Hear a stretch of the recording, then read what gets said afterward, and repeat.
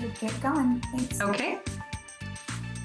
Great. Well, good evening. Welcome to members of the community, to city staff, as well as to city council and mayor. Tonight, council is here to listen to the community, and we'll be hearing comments on the fall budget monitoring process. The fall budget monitoring process, or the fall bump, is one of 3 budget monitoring processes during this fiscal year. The fall bump is focused on summarizing prior year budget and performance activity, as well as providing an opportunity to adjust the current year budget. My name is Jen O'Connor, and I'll be your moderator for tonight. We have a lot of people here to provide testimony tonight, and so to ensure that everyone who signed up is able to speak, we'll be really brief in our opening remarks.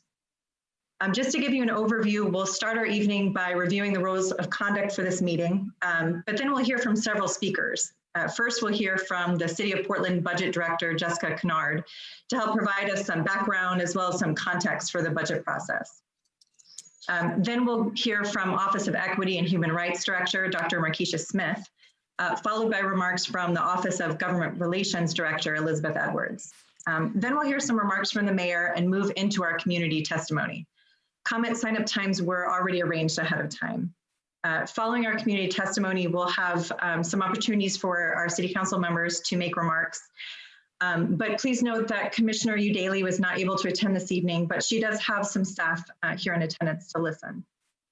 In addition to tonight, you can also submit comments to the online form at portlandoregon.gov/CBO. You're also welcome to email comments to City Budget Office, and that's all one word, at portlandoregon.gov. Oh, excuse me, I'm sorry, let me repeat that. City Budget Office at portlandoregon.gov. Finally, you can also give testimony at the City Council hearing on the fall bump, which will be held on October 28th. Really quickly, let's just review our rules of conduct for tonight. The City Council represents all Portlanders and meets to do the city's business. The presiding officer preserves order and decorum during the City Council meetings so that everyone can feel welcome, comfortable, respected, and safe. To participate in the meeting, participants applied to give comments online. If you did not apply and you'd like to comment, please submit the comments in writing to portlandoregon.gov/CBO. When commenting, please state your name for the record, but your address is not necessary. Declare if you are a lobbyist, and if you're representing an organization, please identify it. You'll have 2 minutes to comment, and you'll be timed by staff. And when you have 15 seconds left, staff will let you know. In this case, it'll be Zackary Johnson. And when your time's over, you'll be given a verbal warning and then muted to allow for full participation. During this meeting, disruptive conduct will not be allowed. If there are any disruptions, a warning will be given that further disruption would result in an ejection from the meeting. And if that disruption continues, the community member will be muted and then ejected. So thank you all for helping your fellow Portlanders feel welcome, comfortable, respected, and safe. One quick note on electronic meetings. Under the Portland City Code and state law, the City Council is holding these meetings electronically. All members of City Council are attending remotely by internet connection or telephone. The city provides several options to the public for listening in the audio broadcast of this meeting. And this meeting is also available to the public on the city's YouTube channel, eGovPDX, as well as at portlandoregon.gov/video and on channel 30. The council is taking these steps as a result of the COVID-19 pandemic and the need to limit in-person contact and promote physical distancing. This pandemic is an emergency that threatens public health, safety, and welfare, which requires us to meet remotely by electronic communications. So thank you all for your patience and your flexibility and understanding as we manage through this very difficult situation. Next, so just to clarify, tonight we're going to hear from the community to give us some insight for decision makers informing the fall budget monitoring process, as well as future budget processes. And we're going to start with Budget Director Jessica Kennard, who's going to give us a little bit of fall bump information, as well as a Budget 101. Great, thank you. Thank you, Jen, and good evening, everybody. As Jen mentioned, my name is Jessica Kennard. I'm the Budget Director. I'm here to provide you with some budgetary context to help strengthen and inform your engagement tonight and in the future. If you have questions after the presentation, I encourage you to go to the City Budget Office's website or feel free to email me directly at the email address on your screen. So Portlanders receive services, as you likely know, from several different public entities, including counties, school districts, Metro, and TriMet. At the city, the services that we provide can be organized into the service areas that are described on this slide. So through our Bureau of Transportation, we manage the right-of-way and provide certain transportation services. We provide public safety services, including police, fire, 911 call taking, and emergency management services. We provide community development services, which includes permitting, our Bureau of Planning and Sustainability, our Office of Community and Civic Life, our Housing Bureau, and our Office for Community Technology. We also provide support for the Joint Office of Homeless Services, which is housed at the county. Our public utilities on the right side of the screen include our Bureau of Environmental Services and our Water Bureau. And we support and manage Portland's parks and some recreational facilities. And finally, we have a host of back office support functions that enable us to provide direct service to community members. So this chart shows how the total city budget is divided among these different service areas. The total budget for the city is $5.6 billion, and this includes everything, all different types of revenue sources, and funding for our day-to-day operating expenditures, as well as funding for large and multi-year capital projects, and funding for things like reserves. You can see in this slide that the largest service area budgetarily are actually our public utilities, our water and our environmental services bureaus, followed by administration and support. The public utilities have very large multi-year capital and infrastructure plans and projects, and administration and finance is where we house much of the city's debt financing and reserves, also for long-term projects and needs, which is one of the reasons why they comprise such a large portion of the city's total budget in this slide. The vast majority of the city's budget, or about 90%, is comprised of resources that are received or collected for a specific purpose. And legally, those resources are restricted from being spent on anything but that specific type of service. About 10% of the city budget, the city's budget, which is that green portion, is general fund discretionary, which means there are only a few restrictions on what council can spend this money on. Council discussions often focus on the allocation of these discretionary resources, as there is the most flexibility around how those dollars can be spent. So this chart shows how these discretionary resources are allocated. This year, a discretionary resource totaled around $570 million.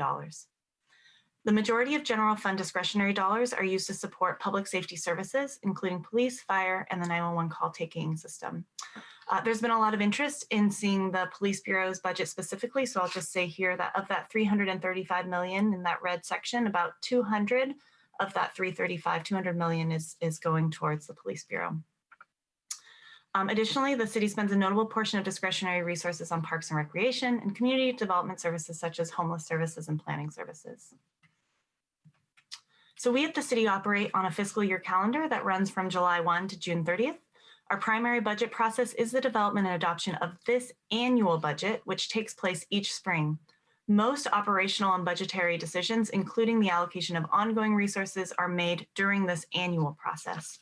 However, our annual budget is a plan, and frequently there need to be adjustments made throughout the course of the year to that plan. To accommodate the need to make mid-year adjustments, we have supplemental budget processes and refer to them as BMPs or bumps for budget monitoring process. The process we're embarking on right now is our fall supplemental and budget monitoring process. This is typically comprised of primarily technical adjustments and true-ups, but bureaus may also request one-time general fund contingency resources for urgent and unforeseen needs. This year, we're in a unique situation budgetarily due to the dramatic change in resources that occurred last spring. As a result, council is considering some decisions this fall that are unique. In April of last spring, just weeks before the mayor was to produce the mayor's proposed budget, we updated the general fund forecast to reflect an anticipated $75 million decline due to the COVID-19 pandemic. As a result, the city took a number of measures to quickly reduce spending and balance the budget. This included eliminating forecasted revenues, drawing upon reserves and set-asides, and freezing non-essential spending. General fund bureaus were all directed to reduce their discretionary budgets by 5.6%, and most bureaus realized this level of reduction by freezing wages and materials and services spending. For some bureaus, the citywide freezes on wages and materials and services were not sufficient to meet their 5.6% reduction target, and in these cases, the bureaus were asked to develop cut packages for consideration as part of this fall bump to help the city balance its budget. The City Economist recently took another look at the general fund forecast, and at a high level, when compared to our originally projected $75 million decline, we are in a slightly better position. So the headline is things are still bad, but they're not quite as bad as we thought they were going to be back in April. There were also a number of notable changes to the Portland Police Bureau's budget over the course of last spring's budget process. The mayor's proposed budget directed the PPB to take a 5.6 budget reduction, as was the case with all general fund bureaus, and also eliminated resources for the body-worn camera program, among other reductions. Then the council approved budget reallocated $1.9 million from the PPB's budget to a policy set aside for sobering center services. And then finally, during the adopted phase of the budget, the council eliminated $15 million from the PPB's budget and 84 sworn full-time equivalent positions. A summary document of these reductions, as well as where and how funds were reallocated, can be found on the CBO's website in our section on the fiscal year 2021 budget development. The decisions in front of council this fall include the following list. We have some technical adjustments that we typically make in the fall, consideration of the bureau cuts, as I just mentioned, allocation of policy set aside and contingency funds, the continuation of key policy discussions that were begun during the adopted budget process. And then we're always looking forward to the next budget process, so we're preparing for next spring as well. So here we are in the middle of our supplemental budget process with this event. The City Budget Office will produce our analyses and reviews for council in October, which is followed by a council work session on October 20th. And then the council hearing will take place on October 28th. For more information on the city's budget or to submit your budget comment online, please visit our website and the link above, and feel free to reach out if you have any other questions. With that, I'll turn it back over to you, Jen. Thank you very much, Jessica. That's really helpful context. Next, we're going to hear from Office of Equity and Human Rights Director, Dr. Markeisha Smith. Good evening, everyone. Pleasure to be with you this evening to just very quickly give a little bit of grounding around just what this process means and how we really center equity as a part of our budget process. It is always a joy to work with Jessica and folks over in CBO as we have continued to evolve and really think about how we can improve our budget process so that we are centering equity in the decisions that we're making. So a couple of really wonderful things have happened over the course of the time that we have been in the midst of COVID. And I'm really proud of the commitment that we are making to this understanding of the importance of equity in our decision-making processes. And so just to very briefly share with you, back in May, we had this resolution that really was to bolster efforts around COVID-19. But the wonderful thing about it that also happened was it really positioned the Office of Equity to be able to work in partnership with a lot of other bureau directors, our city budget office, as I've mentioned, other equity managers, to make sure that in our COVID response and our COVID efforts, we were really centering our equity work. And so this was, I think, an important step to really making sure that our office was in a place to be of a support, right? And to really have those tough conversations about how we need to look at our budgeting process differently. And that's just a little bit more. One of the other really key pieces that came out of that resolution was a toolkit that we have seen used in a variety of different circumstances over the course of the last few months. And again, it's really a tool that is being used to make sure that folks are thinking about how we prioritize resources for Black, Indigenous, people of color, people with disabilities, and other individuals who are a part of oppressed communities. And then in June, we had a resolution where we adopted our core city values. And you'll see there that one of the first core city values is around anti-racism. And I think this was big. And it was big because, as you know, we've had a summer that has been fraught with a lot of national tragedy, particularly in the Black community. And so to really adopt this as a core city value, for me, just showed a recommitment to what it is that we want to do and how we're really trying to get after some things that maybe we had not verbally articulated very well before. And so this, I think, is a very wonderful demonstration of that.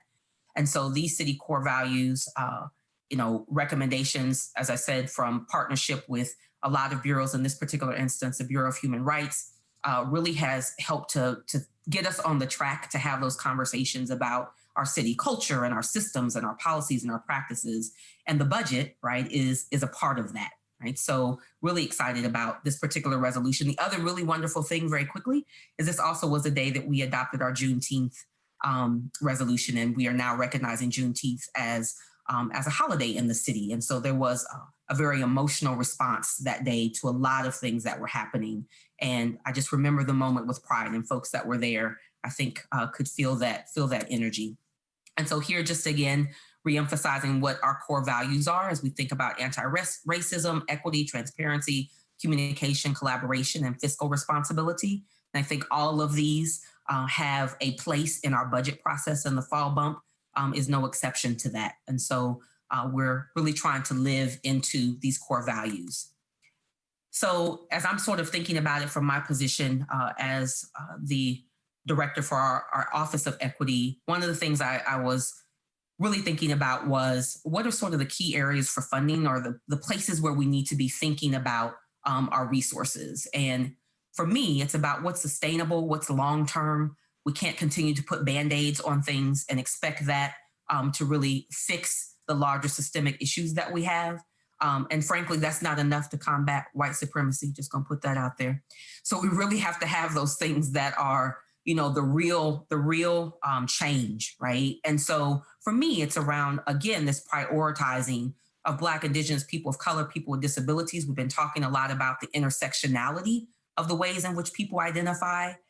The second is, how are we really replacing the policy and practice that we have currently in place that perpetuate systemic barriers? And here I put contracting and procurement because that's one place where we have this conversation, but I think this permeates our entire system. And so we can't say that we're eliminating something and not really also have the conversation about what we're replacing it with. And so I think now that's where we are, right? For the most part, we're in agreement that we've got to make some changes. So what do those changes look like? And then finally, we're one office, right? And I say we're small but mighty for sure. I have a wonderful staff of folks that is trying to get after this work, but we can't do it alone. And so we've got equity managers that are positioned in most of our bureaus, some of our larger bureaus, but we really need to think about how we continue to build capacity within bureaus to engage in this work. And so directors are having conversations about that. Equity managers are thinking about that. So how can we make sure that the equity work that has been happening in bureaus, that bureaus want to engage in, they really have the capacity to do that. And they can do that with our leadership and support from the Office of Equity. And so a call to action, I've been trying to sort of slip that in where I can. I could probably have about 15 bullets on here, but we'll go with 3 for tonight. So the first is around opposing anti-Black racism. That's a real thing. And if you have questions about what that means and what that looks like, please feel free to reach out.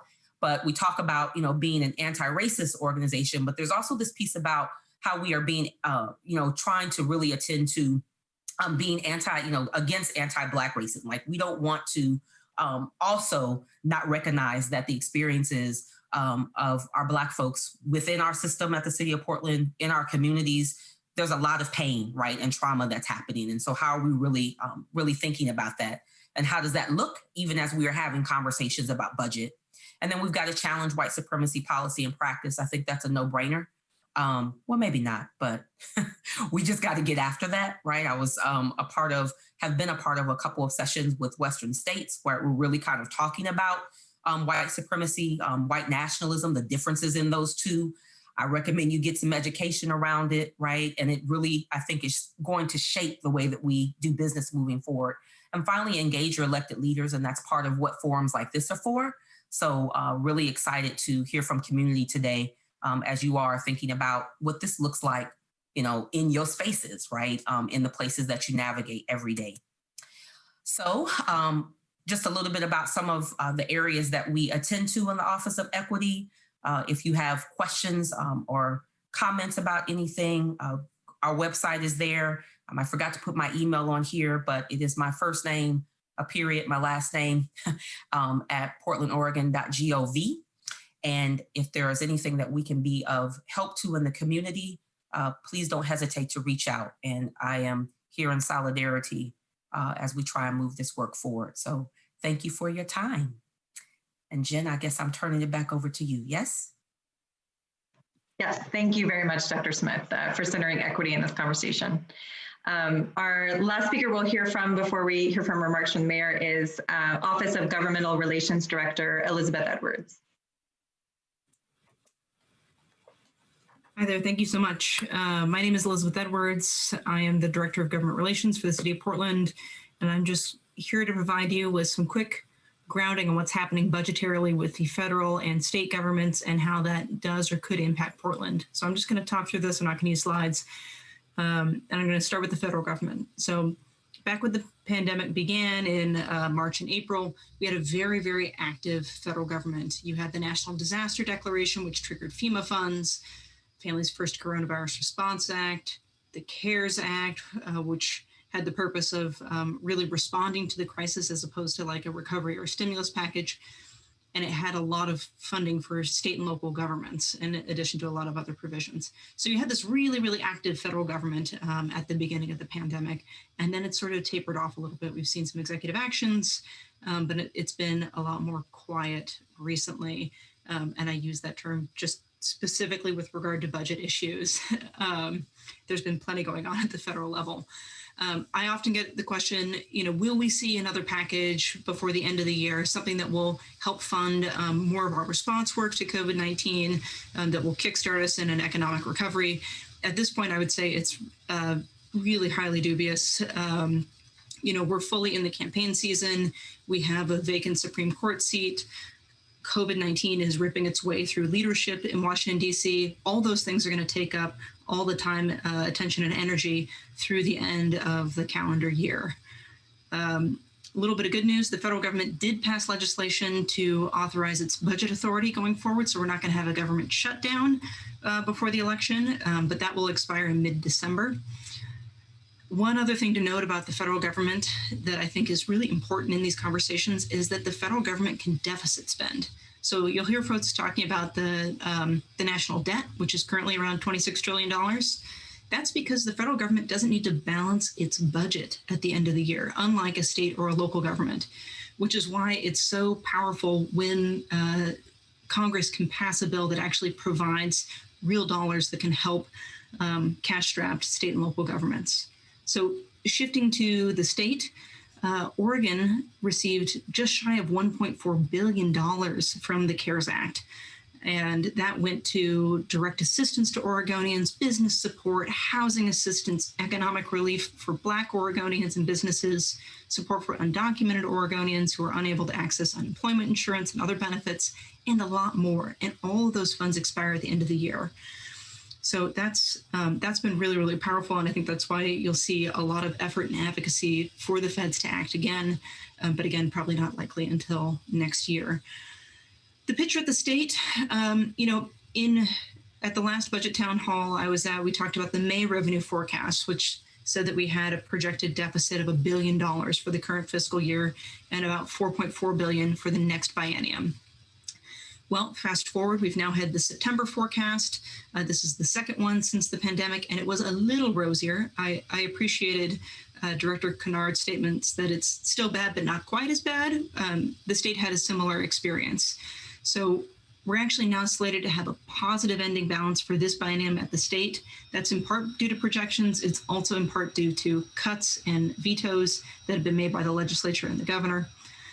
And looking ahead to the next biennium, right now the state is projecting flat growth. When you look at about the past 4 budgets, they had about 15% increases in revenues. So flat is still not great. State economists noted that there's been a disconnect between the economic impacts of COVID and tax collections, and it's going to take a year or two for these recessionary shocks to really work their way through the economy and be realized in the revenue data. But one thing that we know for certain in Oregon and across the country is that COVID is exacerbating income inequality. And so that's something that I think in directing state dollars and local dollars, you're really trying to see some targeted investment. And that also breaks along race and ethnicity lines as well. So in sum, we have multiple crises overlapping on each other. So we have a much greater need for government assistance, and we have less revenue to address those needs. So whether it's the public health crisis, economic contraction, housing assistance, wildfire response, there's just a lot of need out there. And because the state has to balance their budget at the end of the year, like the city has to balance its budget, there's not as much revenue to actually address those problems. So for folks who really want to geek out on this, I recommend looking for the governor's recommended budget, which should be coming out in early December, maybe late November. And that'll be a really good way to see what cuts are in the process for the next year.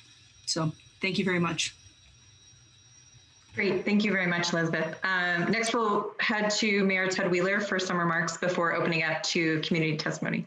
Yeah, good. Thank you very much. And thank you all for joining us today. This is our third budget listening session associated with the fall bump. I want to just acknowledge, and you've certainly heard this, that the city's budget process can be a little bit wonky sometimes, and it can be complicated. But at the end of the day, the budget's really about the services that you want and that you expect from the city of Portland, and your input's really important. No, we don't always agree with all of the input we've heard, but I can tell you that it definitely shapes the conversation. And in many cases, it determines what rises to the top. So I'm looking forward to hearing from everybody at this budget session today. I want to get to the public testimony, so I'll stop here. I'll probably have comments along with my colleagues at the end of this session tonight. But let's go ahead and get into public testimony and hear from all of you. Thank you all for taking time out of your busy schedules to be here. All of us on the City Council really appreciate it. So thank you. Thank you very much, Mayor Wheeler. We're going to move now into our listening session, our public comment time. Just to reiterate our rules of conduct, you'll have 2 minutes to comment. You'll be timed by Zackary Johnson. And then he'll give you a little warning at 15 seconds. And then when your time's over, he'll indicate that time is over. And it'll give you just enough time to kind of wrap up your thoughts, but just to move things along, if we could all kind of honor that stop time, it'll help us get through all of our testimony. Zach's gonna call 3 names provided in chat. So first we'll hear from the first name, second name, third name, and then we'll move on to our next 3. Thanks, Jen. So our first 3 are going to be Philip J. Wolf, Angela Foster, and Jeanette Ward Horton. We'll start with Philip Wolf.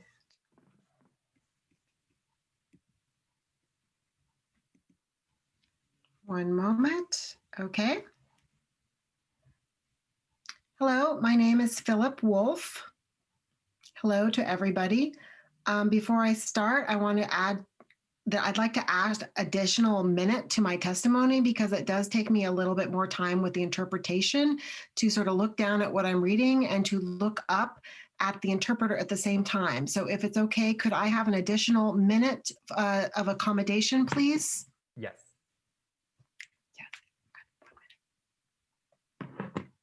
Great, thank you so much. All right, let me get my notes here.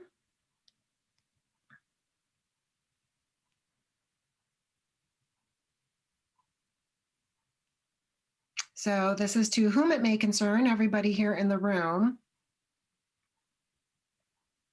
I am a deaf individual, just to let you know, and I do have some concerns about how deaf people have been approached here in the city of Portland and how we are seen in accessibility. I've had a lot of concerns about that. So I'm going to go ahead and sort of read a letter to you that I've written about some of my concerns. So as mentioned by Commissioner Hardesty, the budget is a moral document. Disabled people in the United States, particularly disabled people with intersecting queer, trans, Black, Indigenous, people of color, deaf, hard of hearing, deaf, blind, plus, and national identities, are deprived of access to power through such forces of prejudice, poverty, and institutionalization.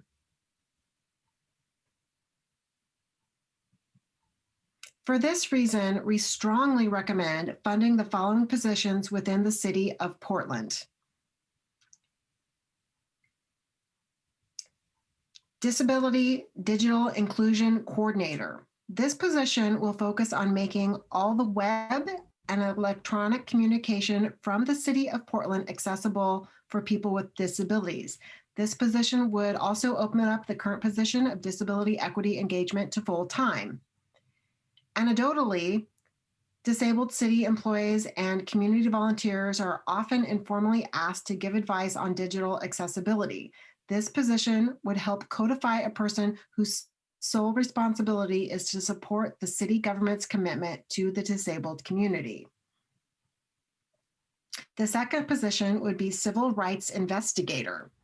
This position will train and support bureaus in doing a better job at not only managing complaints, but also in using complaint data to help make changes towards more inclusion moving forward.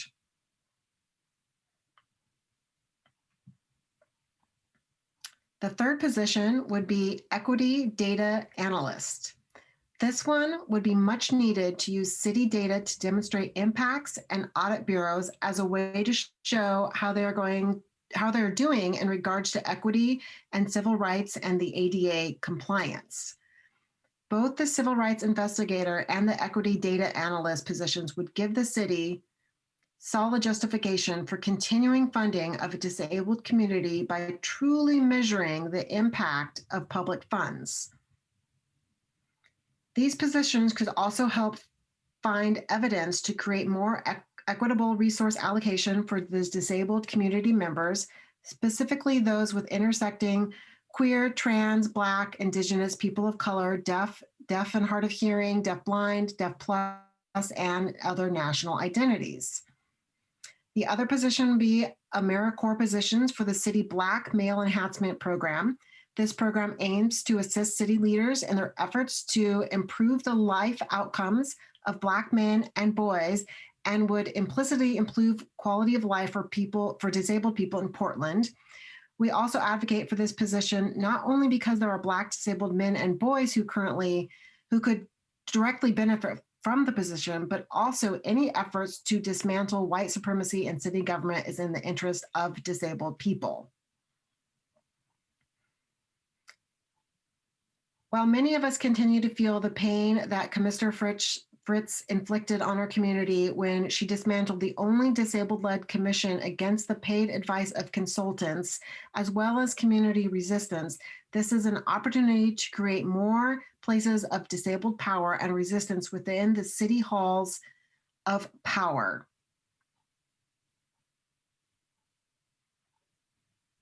So thank you very much for your time. Thank you. Next, we have Angela Foster.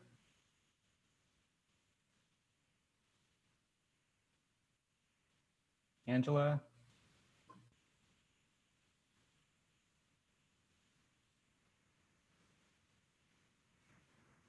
Hi, can you hear me? Sorry, trying to figure out how to unmute. We can hear you now. Okay, thank you. So what I wanted to talk about is actually the gross overspending that's happening, or that has happened in the last 2 months by the Portland Police Bureau. According to records obtained by the Mercury of the protest related expenses, it shows that Portland Police Bureau spent over $5 million in overtime pay in only 2 months. I'd like to know what kind of policies there are in place to prevent overstaffing and what kind of policies they use to determine who needs to be staffed for protests. Because a lot of times that I've been out there or have seen it on live streaming, there's been way more officers than there's actually been protesters. And I think that that's could contribute to part of the gross overspending that's happening and a part of the projections that are projecting them to be over budget, like they are projecting in their budget proposal. Also, on top of that, $300,000 was used for meals spent on Red Robin, Panera Bread, and Chick-fil-A. I'd also like to know what bucket that $300,000 comes from, because I know that the city has to cover that for the officers. So I'd like to know why we're spending so much on these things when there's a projected they're already going to be going over budget, and how we can prevent this. Thank you. Thank you. Next, we have Jeanette Ward Horton.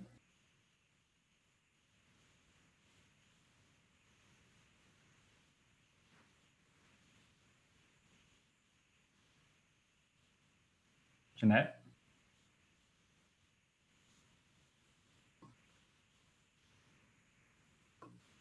I do not see Jeanette. Oh, okay. Oh, there she is. Jeanette? Thank you. Hello. Hi.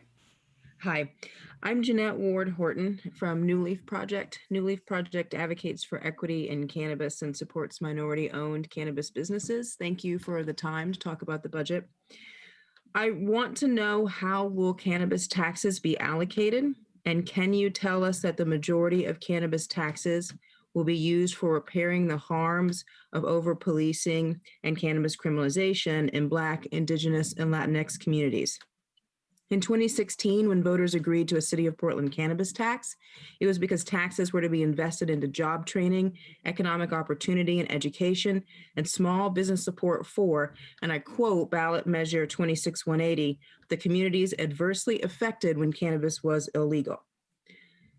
We have yet to hear that sizable investments will be made from cannabis taxes to repair harm in Black and Brown communities. The police have received millions from city cannabis taxes since 2016. I look forward to hearing that Black and Brown community repair is valued as much and thus invested in as much as policing has been. As Elizabeth Edwards just described, COVID-19 has exacerbated income inequality. The time is now more than ever to make these investments. I look forward to hearing the intent of voters will be met this budget year to show us that Black lives matter with cannabis taxes being invested into Black and Brown communities. Thank you. Thank you. Next, we're going to hear from Gerald McCorkle, Alexis M. Robin Woods, and Zackary Galehouse. We'll start with Gerald McCorkle. Hi, my name is Gerald McCorkle. I'm a longtime resident of Portland. As you know, in 2012, the U.S. Department of Justice found that the Portland Police was guilty of unnecessary and excessive force dealing with people with mental health problems. And in 2018, the American Civil Liberties Union expressed concern in a letter to Mayor Wheeler and the police chief about the unconstitutional nature of Portland Police Bureau's harassment of unhoused persons. I want to know why our solution to houselessness is to arrest more than 4,000 houseless people every year. Are they ever better off for being arrested? 52% of our arrests are of houseless people, 4,000 arrests per year. It's the population of a small town.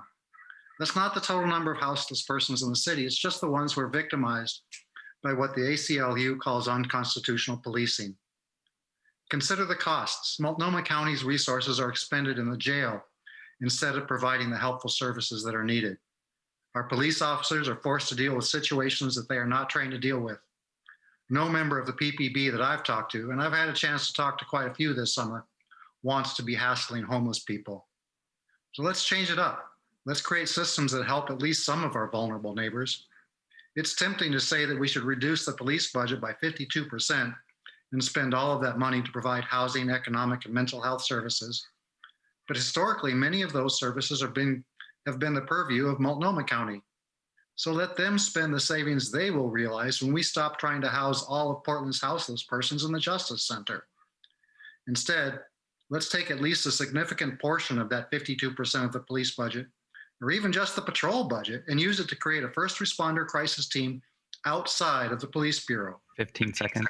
Eugene's Cahoots model is just one example that has been proven to work.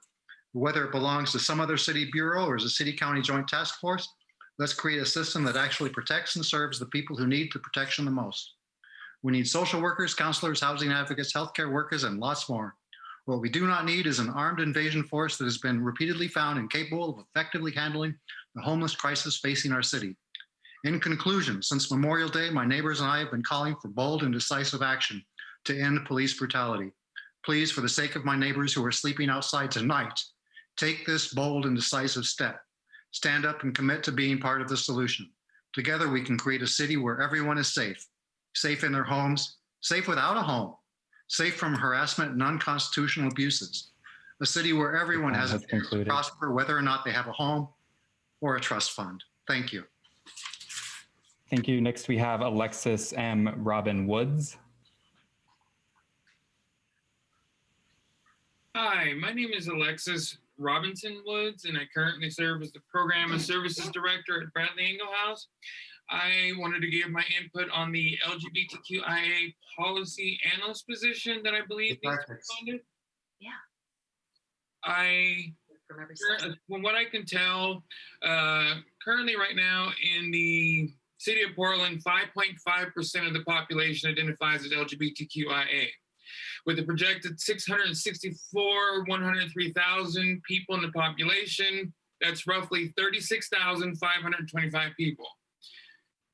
The POC Black population in Portland is 35,154. The city has made it important to come up with new policies, come up with a new position, and particularly a strategic analyst for equity.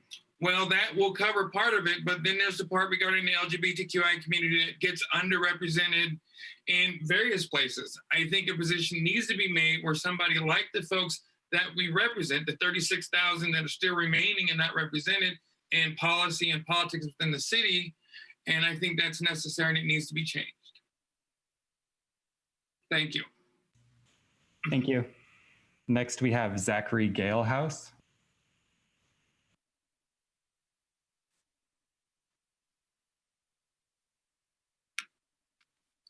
Hi, can you hear me? We can. Hi, I just wanted to say, and I don't know how many more times this has to be said because everyone in Portland has been saying this for 6+ months. Defund the police, defund the police, defund the police, defund the police. It's been said numerous times. I don't know why it's still a discussion. I don't know why City Council and especially Mayor Tevis is continually pushing and supporting them while we have clearly stated what we want to happen. If we need to continue to do this, you should start paying community members for wasting their time telling you what needs to be done. That's all I have. Thank you. Our next three speakers will be Ron Stewart, Guy Berliner, and Rob Smith. We will start with Ron Stewart.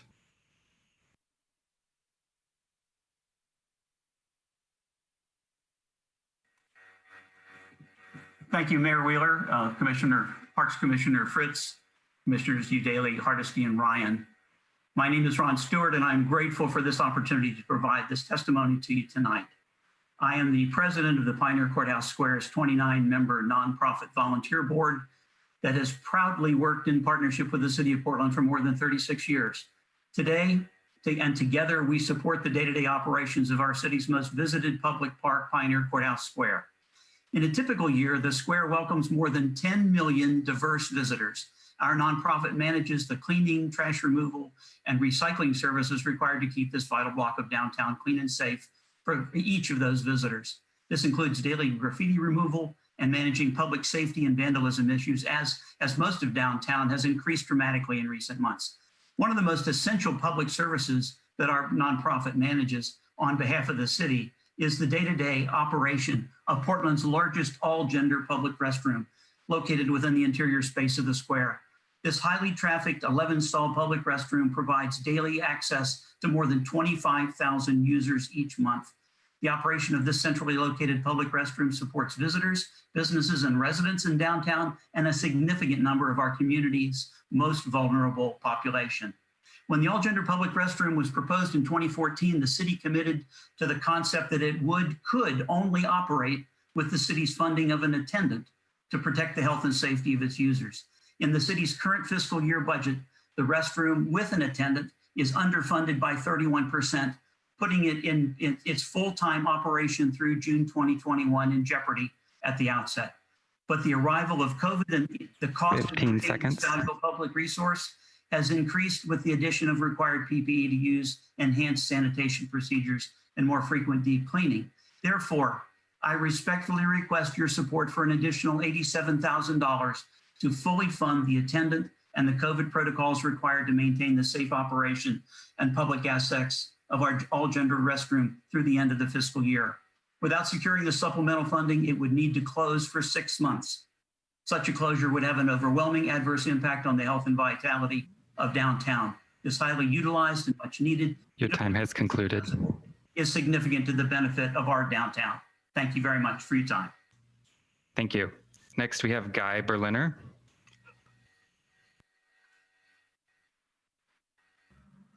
Can you hear me? We can. Okay. I want to draw attention to the fact that we've been living under an austerity budget since even before this COVID-19 crisis hit us.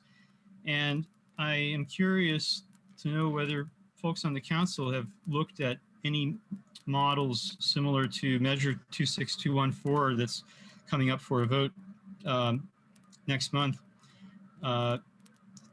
It's a measure to raise funds for preschool for all. I think that, and it's funded via a modest tax on the highest income earners. And that's a model that it doesn't seem we've really looked at for raising revenue. We've got a lot of important city amenities, community centers, and so on that have been cut, and that's had an incredibly detrimental impact on our neighborhoods, and particularly on people who are the most modest means.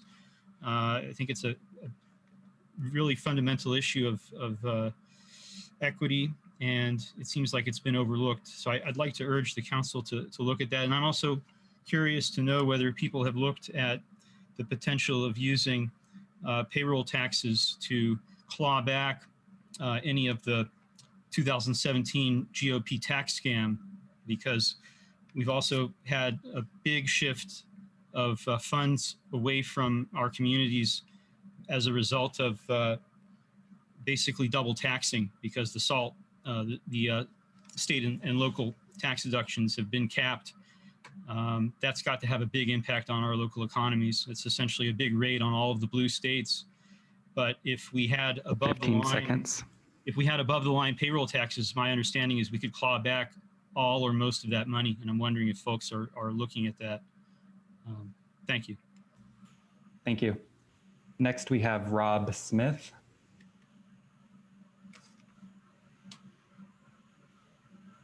How you doing this evening? Thanks for your time. My name is Rob Smith, and I'm speaking on behalf of the Interstate Firehouse Cultural Center's Community Advisory Committee, also referred to as the CAC. The CAC was convened in the summer of 2018 with the charge of developing a visioning and community engagement process to determine a potential future for IFCC. And as you might know, the IFCC was a beacon for Black art and culture in the city, but now it's the building that needs a lot of work. Back in August 2018, a couple of our members met with Mayor Wheeler, and he asked us to come back with a vision. We took his words to heart. Over the months after that, we determined reactivating the IFCC in its existing facility would not be financially sustainable. An expansion of the physical capacity and revenue generating capabilities of the facility is needed to make any reactivation proposal both responsive to community needs, but also operationally viable.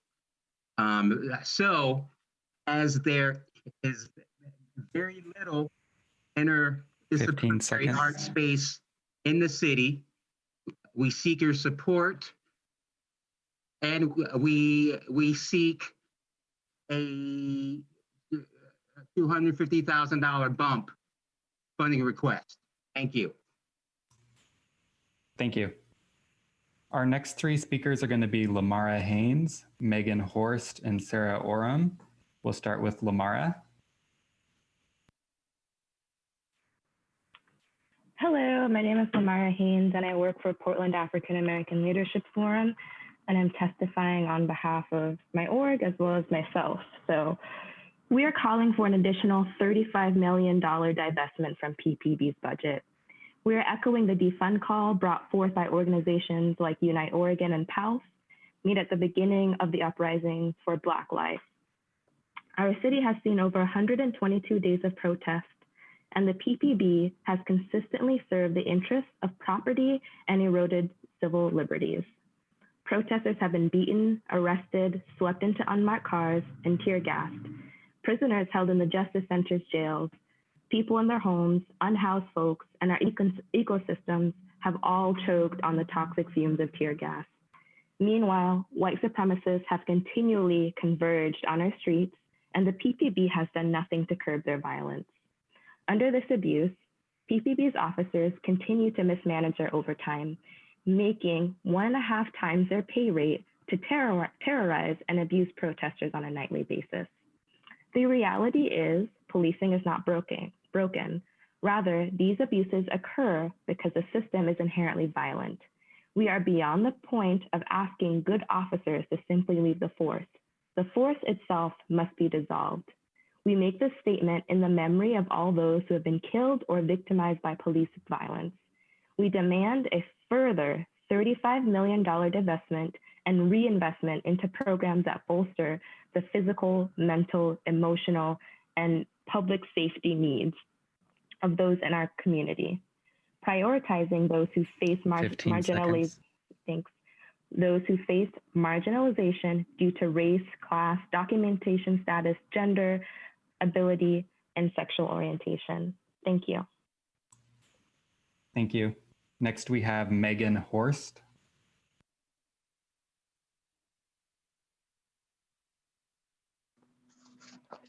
Hi, yeah, do you hear me? We can. Hi, yeah, my name is Meganhorst, and I'm a professor at Portland State University in Urban Studies and Planning, and I'm also privileged to be a member of the Portland Clean Energy Fund Community Benefits Advisory Committee. So thank you for supporting me in that position, and for that serves as a model for investing in communities, a theme I want to kind of reiterate upon today. So I, like many other folks on the call tonight, also testified or provided testimony back in June, and I'm here to follow up on that, asking you to reconsider funding for the Portland Police Bureau. I heard your great announcements earlier about some moves to equalize the budget cuts to PPB to match the other bureaus, and that's great. I also heard all the great statements about an equity lens and anti-racism, and I fully support the city in that. And what I'm hoping for tonight is to continue with that call and to really highlight some issues of housing insecurity in the community, and ask that resources be shifted away from police and into addressing real needs of insecurity. There's a new study out by my colleagues at Portland State University and the Homelessness Research and Action Center, highlighting that almost 2/3 of PSU students are both housing and or food insecure, and that number is higher for students of color.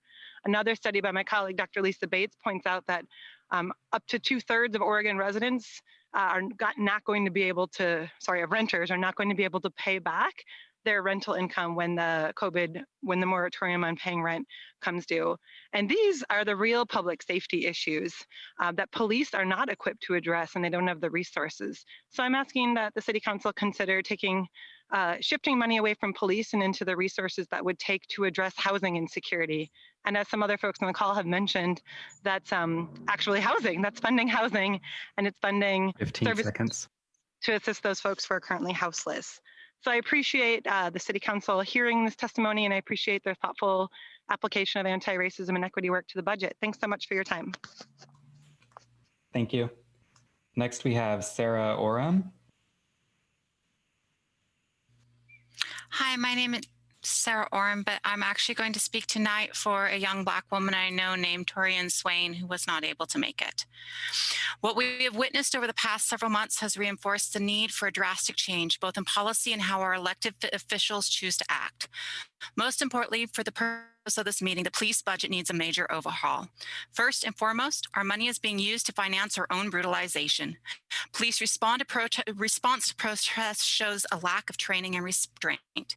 Beyond this, officers are responsible for answering calls for which they are not appropriately equipped to handle. Instead of new cars and riot gear, that money should be going towards other services within the community and extensively increasing the de-escalation and cultural training for officers. Our state is 50th in the country for mental health services. Our housing population is growing and communities of color are continuously pushed out of their neighborhoods to make way for new developments under the force of gentrification. The police budget needs to be cut. Officers such as Brent Taylor, Officer Paisley, and Miranda Livingston need to be removed from the force due to their very clear enjoyment of causing harm to citizens and damaging property, i.e. slashing tires of parked cars, targeting and brutalizing individuals they perceive to be weak, and most often those who are assisting by way of press or medical care. Rather than funding brutality and expecting officers to respond to every situation, funding should be redirected towards mental health services and houseless support. City Council must invest these funds in community organizations and occupations that facilitate those services. Establish a new line of first responders according to the type of crisis call where individuals such as myself, Torian, are trained in de-escalation and understand the community and its needs. Police can remain on standby if the situation escalates beyond those capabilities or if it calls for arrest. Finally, officers should be required to live in the communities they serve. Not only does this help them get to know the community, it keeps taxpayer money in the area. Currently, I believe only 18% of PPP officers live in Portland. Consider divesting an overfunded police force so that these funds may be freed up to serve the many issues our community faces, improves an additional layer of response for many calls better served by the field specifically trained to handle them. PPP is not protecting and serving the community. They should not be funded the way they were. They are brutalizing us. Thank you. I yield my time. Thank you. Our next three speakers will be Jana Tessman, Virginia Feldman, and Diana Richardson. We'll start with Jana. This is Jana Tessman. Reducing the budget to match the reductions of other cuts across the city is not nearly enough. But to move on from there, the Office of the Auditor appears to be underfunded. The auditor has chosen to defer to the city attorneys in the choice to withhold the identity of Portland police officers from the public by not answering public records requests. I wonder if the auditor would maintain that same decision if she were using outside counsel. The voters supported that the auditor utilize that outside counsel, but she told me in an email that she utilizes city attorneys for matters that are unrelated and not a conflict of interest. However, when it comes to accountability, basically everything the auditor does is a conflict of interest. So she should be, that office needs to be completely independent as possible, and needs the funding to do that. Because it would appear that the attorneys are attempting to limit short-term lawsuits to hold on to these long-term liabilities, these police officers. We know which ones are the violent ones, and the most violent ones, it's, to be a police officer requires to be violent. But anyway, that could be greatly curbed and curtailed. But the attorneys are choosing to hold on to these overly expensive, violent people. And these officers have unmatched access to personal and identifying information of Portlanders. They can look us up by just looking at our license plates. They can get our address, look at all kinds of information. They're sniffing our phones. They're stealing our phone information. And so this idea that they need anonymity is ridiculous. They know so much about them. They should at the very least be wearing their names on their shirts. They should stand by the violence that they commit every night. They chose the dangerous job. They get to take their weapons home with them every night. So I don't believe that they're actually afraid of doxing. Thank you. Thank you. Next, we have Virginia Feldman.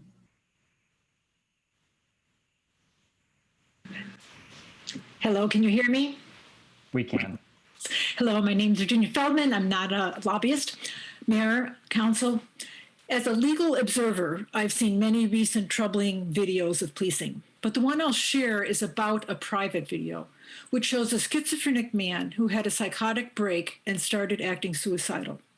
The 4 police who came to the scene did not de-escalate the situation.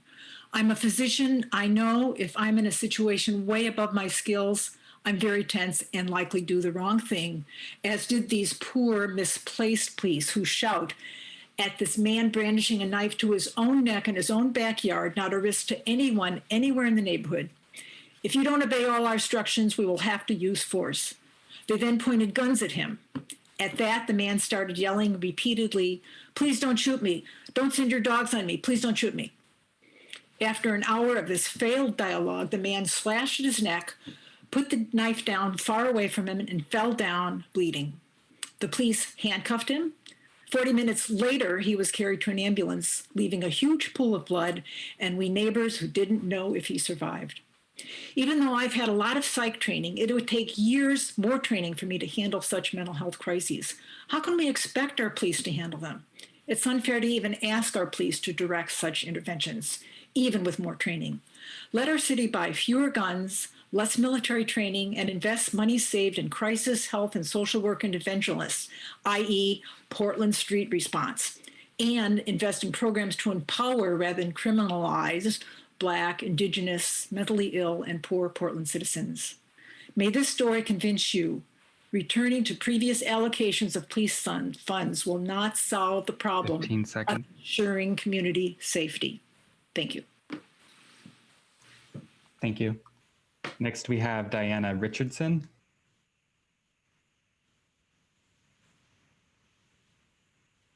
All right, can you hear me? We can. Thank you. I begin my testimony with a quote from Portland's Black community. For more than 30 years, real police accountability is what Portland's Black community has been asking for. Over the years, more and more of our neighbors, political leaders, and local organizations have added their voices to our cry. We all know too well the trauma our families and communities have suffered without it. End of the quote. We are addressing the issue of public safety concerns in Portland. If we were to name the single most unsafe facet of living in Portland for Black people, it is undoubtedly the police. Safety does not come from the utilization of authoritarian control tactics backed by training in the use of lethal weapons, which are permissibly deployed, quote, whenever a member of the police feels they are in imminent danger. That is what has reaped us deaths without cause, terrorizing of neighborhoods, violence in the daily lives of people randomly targeted by the Portland police, specializing in Black and Indigenous and Latinx community members, people forced to survive in the streets and under bridges, people with mental illnesses and cognitive and other disabilities. This is not rhetoric merely. My partner is totally blind and is functionally deaf. He does not fear Black people nor people with mental disabilities. However, he does not feel safe on the streets of Portland, knowing the police might give him an order without identifying themselves, and which he might not hear or understand. 15 seconds. All of this is magnified exponentially for the communities who have always been oppressed and harmed by institutional racism here in Portland. Safety comes from having the power to determine outcomes affecting the community through being supported to shape the services from healthcare to housing. All right, I'll close with this. The police must be defunded and the funds used wisely and justifiably invested in services including culturally appropriate total healthcare, community-led schools, community-controlled and owned housing for all the communities and individuals harmed by this violent, uncontrolled mob, the Portland police. Thank you. Our next three speakers will be Reverend Abigail Claus, Amanda Louise, and Dana Bull. We'll start with Abigail. Can you hear me? We can. My name is Reverend Abigail Claus. I'm a Unitarian Universalist minister here in Portland, and I live in the Lentz neighborhood. In fact, at the beginning of this year, I was there for the Lentz Neighborhood Association meeting where Commissioner Hardesty presented on the street response program that was supposed to be piloted in our neighborhood. a program intended to be a nonviolent alternative to policing, focused on care and de-escalation and actually meeting the needs of community members.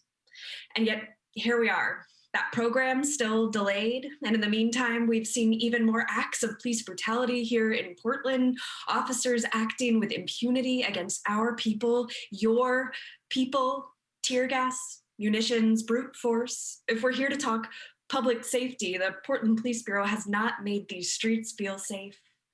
So are you all going to keep rewarding these patterns of behavior? Budgets are statements about where our values lie. What kind of statement do you all, as our city's leaders, want to make with the national public eye upon Portland? Are we a city that continues to pour money into the PPB as those funds are used to treat community members like enemy combatants, whose deadly force, as that recent study in the Oregonian shows, disproportionately targets and takes Black lives? Or do you want to live into the promise of what Portland could be? Your people are calling on you to be bold, to be courageous, to reinvest the PPB's budget into programs that center care of our people, especially our Black, Indigenous, and other communities of color. You are our elected leaders. Why would you not answer that call of the people of our city? Thank you. Thank you. Next, we have Amanda Luis.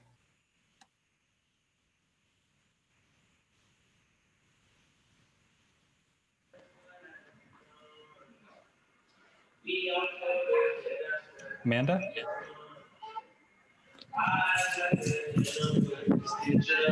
Amanda? I'm going to move on to the next one. Should I go? Can we hear you? Hello, can you hear me? We can now, yes. Hi, I apologize. I'm at an event that is, sorry, I'm getting my thoughts together. I'm at an event that is promoting a defunding of the police. And so I am here just to keep it brief. And I know I'm mirroring a lot of what other people have said tonight, that the community is calling very clearly for a defunding and disbanding of the PPB. I know somebody mentioned that there's been 122 consecutive nights of protests, even through the wildfires. And so I'm urging, as I have every single budget hearing, for you to listen to our calls, and because we're going to keep showing up. So thank you. And again, I know this was brief, but I'm at a community gathering that is celebrating the fact that we keep us safe in our own mutual aid. So again, defund the police, fuck the police. Thank you. Next, we have Dana Bull.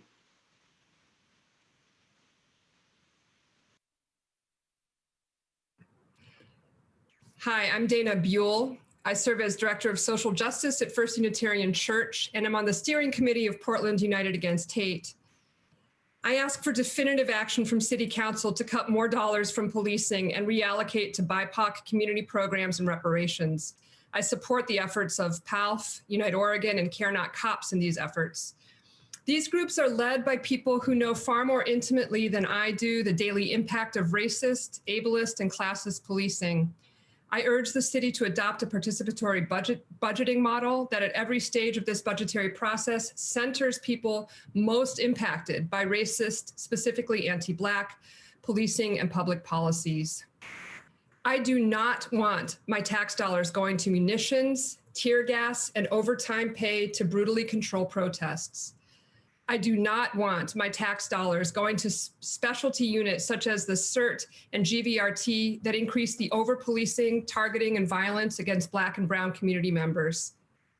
I do want my tax dollars reinvested into more services and paths to security for our unhoused neighbors, more mental health emergency response services, more investments in our parks, arts, and transportation throughout the city, particularly in North, Northeast, and East Portland neighborhoods, more city efforts to stave off the onslaught of white nationalist and militia groups through funding programs like PUA and grants to CBOs for culturally responsive programs.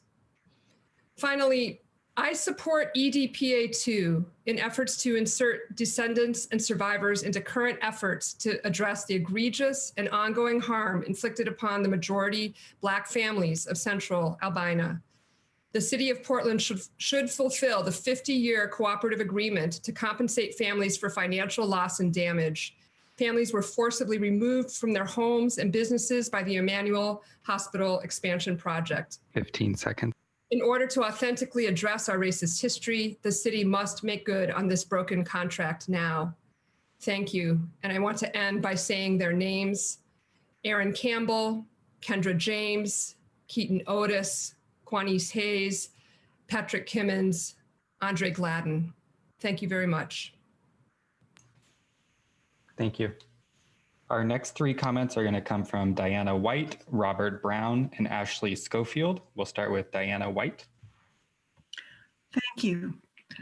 I'm a privileged, white, middle-class, educated woman, and I recognize my own responsibility to advocate for radical change, beginning with reducing funding for policing in Portland. I have lived in Portland nearly 50 years. Over that time, I have heard way too many stories of police using violence against Black members of our community and not being held accountable. I have seen the police become more militarized while year after year, budgets for support services, housing, community development, mental health, parks, and education are cut. We know that all of these services will do more to address the health and safety of our city than policing, especially in its current form. The police responses to protests in Portland have been appalling. It is past time to invest more in the health and well-being of our city, especially in BIPOC communities that have been starved for so long. Portland cannot thrive as a community unless these priorities become balanced in our city budget. We have to significantly reduce funding for the police while increasing budgets for vital services. Many of those outlined by speakers today, and including the Office of Equity and Human Rights. We must move to a world in which the life chances and being treated with dignity and respect do not depend on your zip code or the color of your skin. Thank you. Thank you. Next, we have Robert Brown.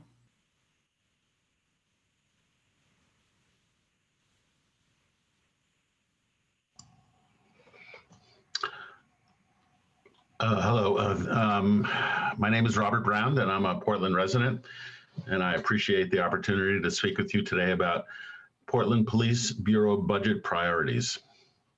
Being a Jew living in Portland, I've been subjected to othering from others in our mainstream culture.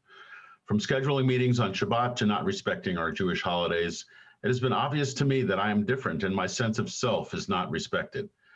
My experiences are in no way similar in degree to my brothers and sisters who are Black, Indigenous, or people of color. My experiences are occasional. Their experiences are continuous. I want the City Council to listen to the needs expressed by the BIPOC community to reprioritize how our Portland Police Bureau's funding is allocated. I'm asking that the City Council take bold action and that it is time to divest in thoughtful ways from our broken police department. What does bold mean? Bold means that the police department should take disproportionate cuts in funding. The council must reallocate funds in ways that the BIPOC community prioritizes. Look to the Reimagine Oregon proposals related to the City of Portland for these priorities.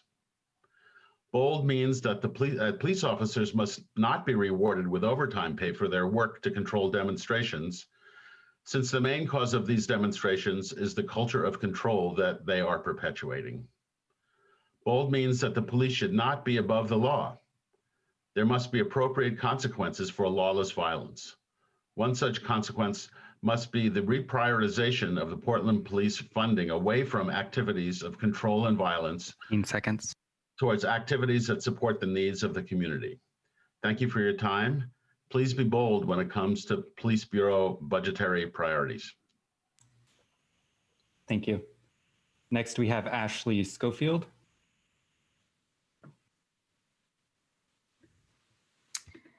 Thank you.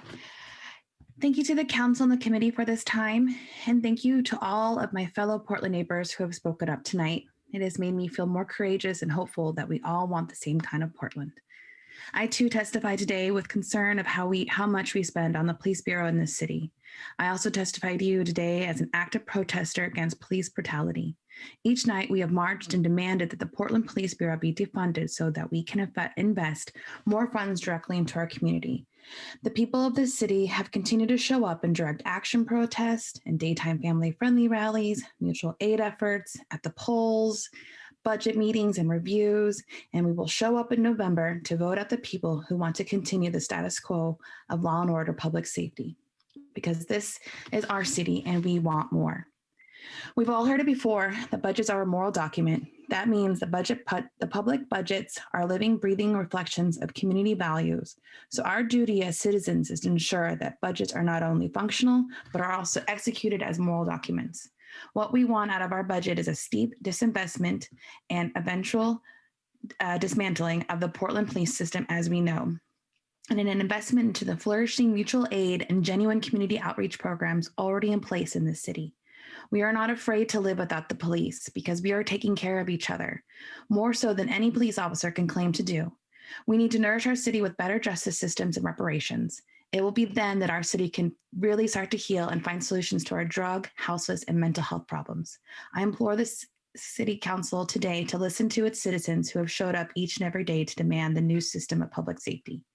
I will never know what it's like to be a Black or person of color in this city. I identify as a white Latinx woman, but I've had few tastes of what it's like to not be listened to and literally abused by the people you think should be protecting you. I show up as a mom, a community volunteer, a homeowner, a taxpayer, a person of privilege, and someone who really gives a shit about Black people being constantly abused in this country. In early August evening, I was marching, helping protest against the Portland Police Bureau, and an Oregon State police officer working alongside the Portland Police yelled at me that these were their streets we were marching on. They said it with no compassion and with no understanding of why we were there in the first place. I have been maced in the face by a Portland police officer, shot and hit with rubber bullets in my upper thighs. I've been hit at close range with a mutation round that has resulted in lasting hematoma. And I've, of course, been tear gassed.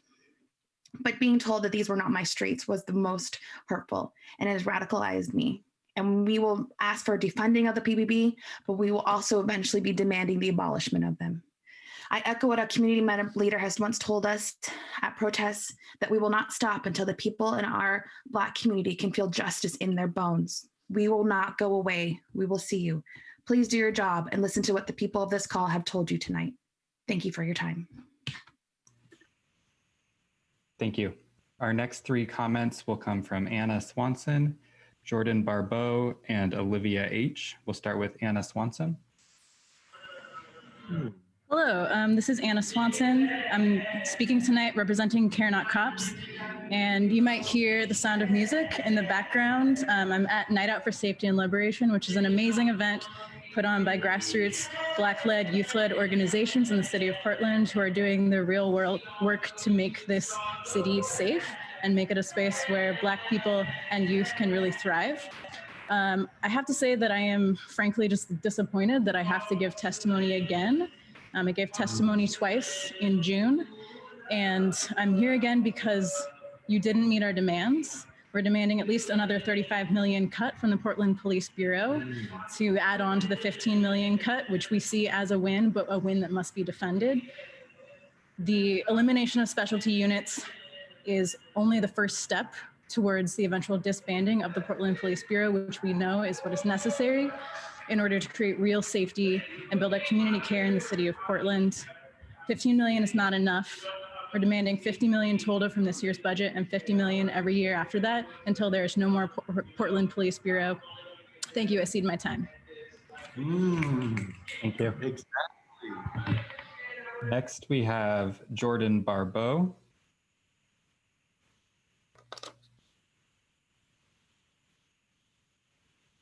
Jordan? Can you hear me now? We can. Okay, thank you. My name is Jordan Barbeau. I'm an attorney. I work with the low-income community here in Portland. I am also a homeowner here in Portland, and I can assure you that everyone in this city would benefit from having resources reallocated away from the Portland Police Bureau. What I would ask is that no other funding should be cut so long as funds remain available for the PPB.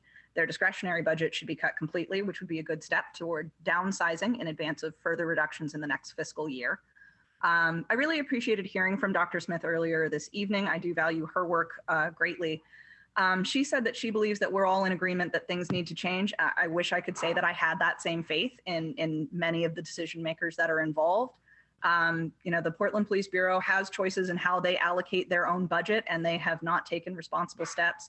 They are undeniably treating Black Lives Matter protesters, medics, press, and legal observers with violence and cruelty while treating white supremacists as buddies at a frat party.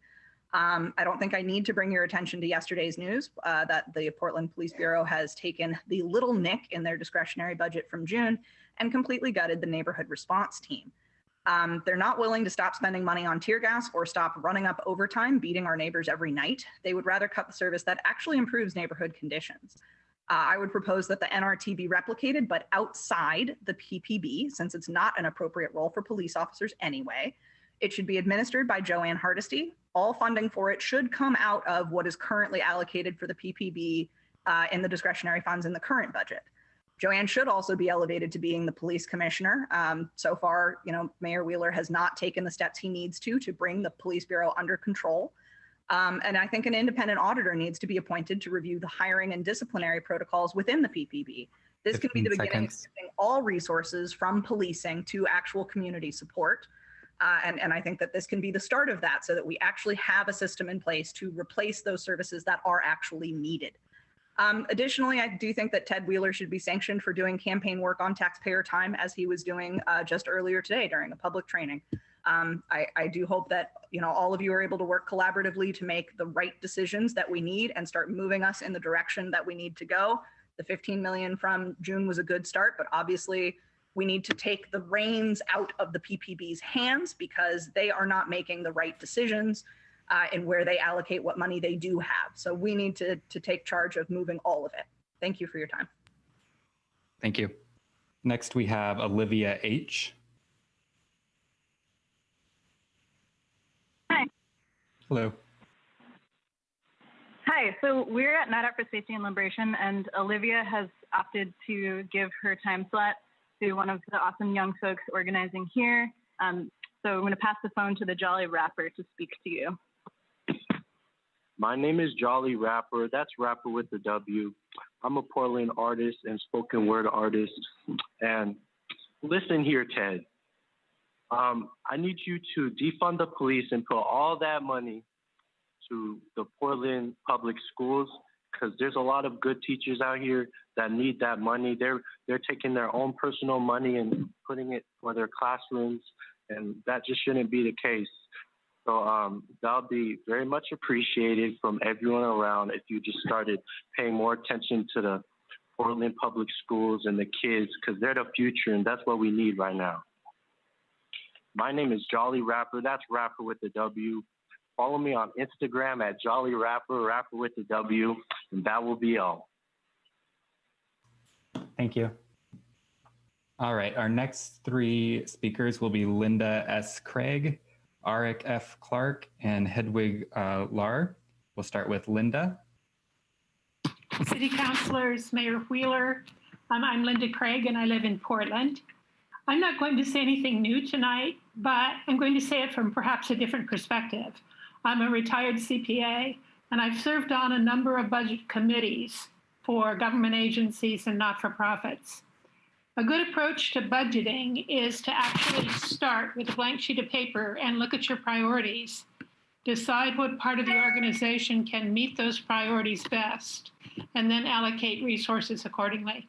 Now, I understand that this is just the fall bump and that it's not a full-blown budgeting process, but it's not too early to start thinking about next spring, and it's certainly not impossible to adjust the fall budget as well to meet the priorities.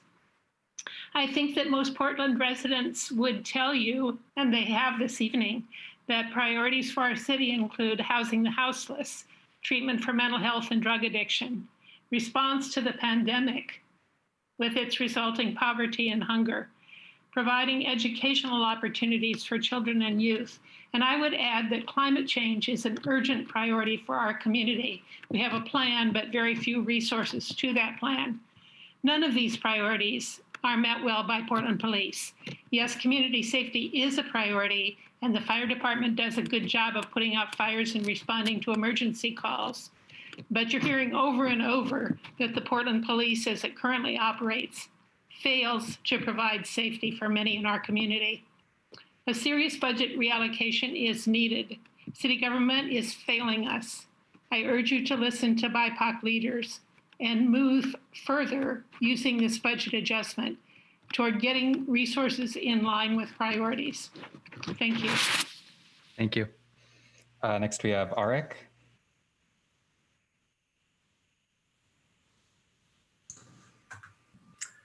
Hello, my name is Eric Clark, Mayor and City Council members. I'm a Presbyterian minister here in Portland, and I'm here today to ask you to listen to the community members who have been in your streets all summer and defund the Portland Police Bureau and reinvest in the things which actually make for public safety. As part of my vocation, I've been involved in peacemaking efforts from Palestine to Ferguson, Missouri, from Standing Rock to the School of Americas to the US-Mexico border, and I have been dismayed this past year to witness the militarized policing tactics I observed and opposed and rightly labeled crimes against humanity, and my humanitarian work in those contexts brought home now to our city. From tear gas to rubber bullets to savage beatings with batons, our police force right now is an out-of-control institution and the greatest source of violence and insecurity in the city. It's the Portland Police that assaults journalists and protesters nightly. It's the Portland Police that forced me and my fellow clergy that attend these protests to offer spiritual support, to begin wearing gas masks and learn how to treat tear gas and mace on ourselves. It's a Portland police officer who screamed at me that I'm a fucking terrorist when I try to assist someone who falls down while running from an assault by the police. And of course, it was the Portland Police who killed Quantas Hayes and many other residents of this city, the grandson of my friend Donna Hayes. Moreover, these are not isolated incidents nor the actions of a few bad apples, but the institutionalized reality of a model of social control drawn from such ignoble antecedents as slave-catching patrols and union-busting gangs that has always yielded disproportionately harmful results for people of color, the unhoused, and the mentally ill. We need true public safety, which means investing in housing, medical care, mental health supports, and much more. All of this means that there isn't a dollar to spare for our police to continue playing soldier in the streets of Portland. Whether you share my faith or not, I hope you believe that human lives are sacred. Black lives are sacred.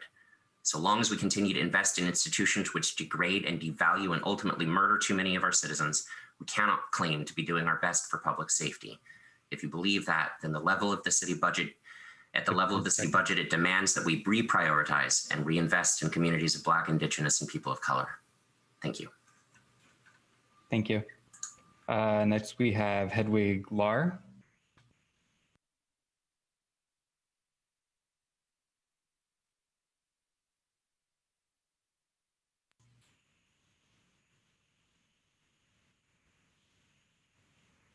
Hello, everyone. Protesters span all demographics in this community: race, age, gender, geography. They're coming together and they're finding CS gas. I made a commitment to fail our Black neighbors, friends, and colleagues.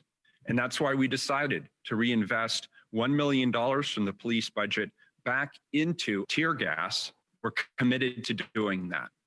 This, of course, is just the beginning. And next week, I plan to share more tear gas or CS gas or whatever you want to call it. I commit the city of Portland to full participation in racist attacks on Black people, anti-democratic attacks on journalists, slamming private citizens. They were supported and energized by the president himself. I've said this before, and I'll say it again until I reach every single Portlander. President Trump, I am your ally. Officers are doing everything they can within their power to respect and protect white supremacists. That's why we cannot tolerate the 10,000 people who showed up to make this city a more equitable and a more just place. I'm directing the Portland Police Bureau to provoke conflict and endanger lives. Tear gas, that's my reaction. Restorative justice, tear gas, and understanding. Thank you. I'll now turn this over to the Portland Police Bureau.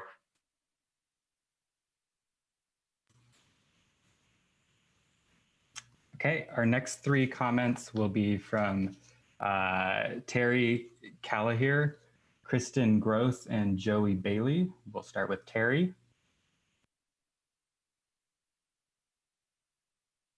Hello, this is Terry Callagher. I'm representing the Portland Raging Grannies. And the Portland Raging Grannies want to see bold action from leaders on policing. Now is the time to divest major funding from our current racist, broken police department. City audits and other reports indicate that the PPB mismanages its money. Instead of giving the police a blank check and cutting other bureaus, the PPB should take a disproportionate cut in upcoming budgets. The savings need to be invested in ways that support the safety and community of our BIPOC neighbors.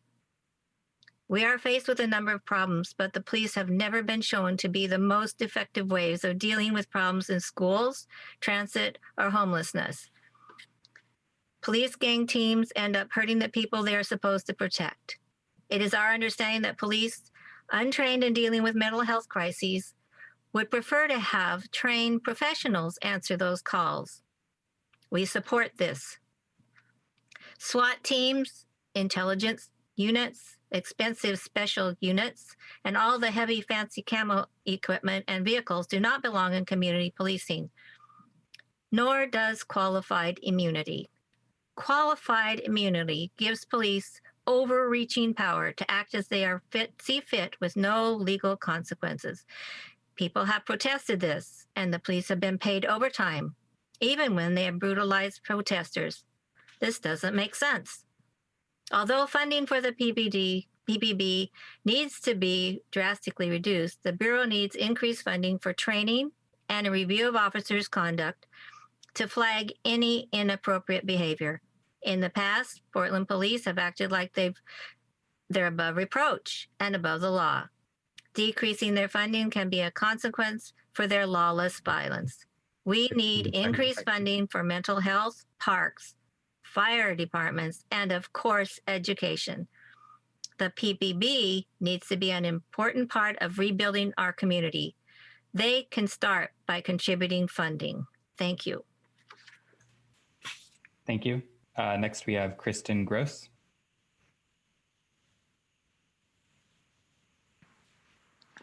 Hi, so my name is Kristen Gross. I am a longtime resident of Portland, and I want to address public safety and the city budget. First, I cannot believe we have to bring this up again after hearing public testimony that overwhelmingly was in favor of defunding the police this past spring. Instead, the city has paid over $5 million in overtime and $300,000 on food and drink so that the police can traumatize the residents of this city.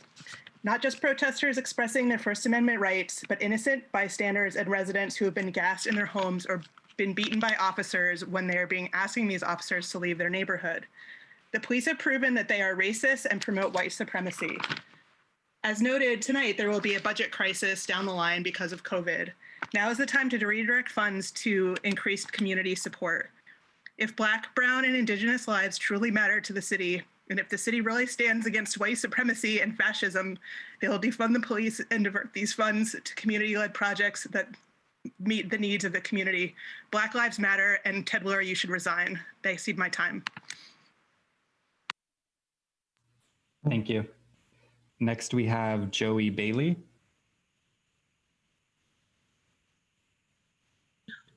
Hi, I'm a Portland resident. I have been a frequent attendee of protests, and what I've witnessed has been pretty shocking and awful. There have been basically just numerous nights where police escalate violence. It's been very apparent to me that as the nights go on, the police are getting really tired of us being there. They're getting tired of us exercising our right to protest, and it shows. So without explicitly taking away our right to protest, they're making it more and more difficult. The punishments are growing more and more harsh. This includes the federal deputization of Portland police. Basically, if someone faces, such great penalties just for trying to express themselves, this is very deterring to people. And if they're going to continue to escalate the violence and make the environment completely unsafe for various people, then, without explicitly doing so, you're basically making it impossible for Portlanders to express their displeasure in the form of protest. And I just think that's really despicable. I think the Portland police budget is massively, massively too big. And when I drive around Portland, I see so many people that are living next to the freeway in makeshift tents. And I think to myself, wow, if we were to give some of this budget to community resources, we could house these people, we could drastically improve their lives rather than the taxpayers' money getting spent on militarized, hyper-violent police who are apparently above the law themselves. I think it's very well known there are specific members of the Portland Police Bureau that have repeatedly gone out of their way to inflict violence upon people while their colleagues stand by and do nothing. 15 seconds. These people are known to the public. They're often talked about, but they're still operating. They're still out every night beating and gassing people for little to no reason. And I just think that's really despicable. We absolutely need to defund the police and reinvest the money in our community. Thank you so much. Thank you. Our last three comments tonight will come from Tara Hirschberger, Caitlin Day, and Gerald Lentino. We'll start with Tara. Thank you. Can you hear me? We can. Thank you for hearing my testimony today. I am testifying with a focus on public safety and to reiterate the ask that the police be defunded by at least 50 million, with an additional 50 million being defunded in each subsequent year. Currently, the police are overfunded. The resources that they have to brutalize citizens, including the excessive violent use of tear gas, show that they abuse the funds that they already have. Police do not solve crime, they enact oppression. Public safety means widespread access to housing, education, healthcare, and transit. We need to invest in these to reduce crime and to improve community resiliency. The slight decrease in PPB's budget is not nearly enough. I reiterate my demand that the police budget be reduced by 50 million this year and every subsequent year, and that those funds be set aside for participatory budgeting led by BIPOC communities and houseless community members. The police have completely failed to protect. They do more harm than good, and frankly should lose their jobs. Before colonialism and white supremacism, before so-called Oregon, there were no police. Before slavery, there were no police. That is the past. Let us look forward to a future in which there are no police again, and we reimagine public safety that actually works for all of us. 15 seconds. I see the rest of my time. Thank you. Thank you. Next, we have Caitlin Day.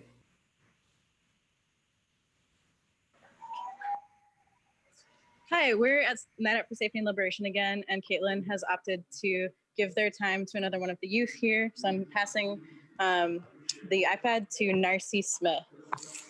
Hi, I'm Narcy Smith, and I feel like funding should go towards real affordable housing and to drug and alcohol centers and treatment places to help people get out of their habits. And I feel like education should be heightened, and because a lot of high school that I went through, like the classes were diminishing, and it shouldn't be that way. It should be getting better, and there should be more, and so we can be the smartest people that we want to be, and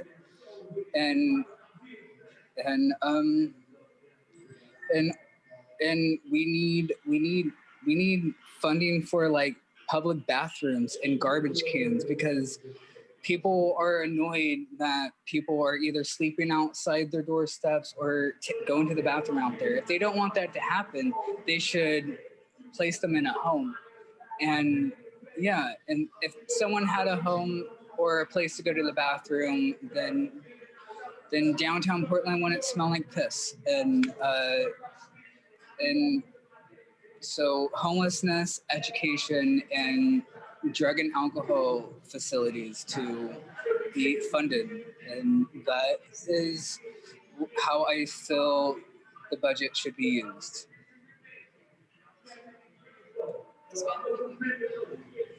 Thank you. And last, we have Gerald Lentino.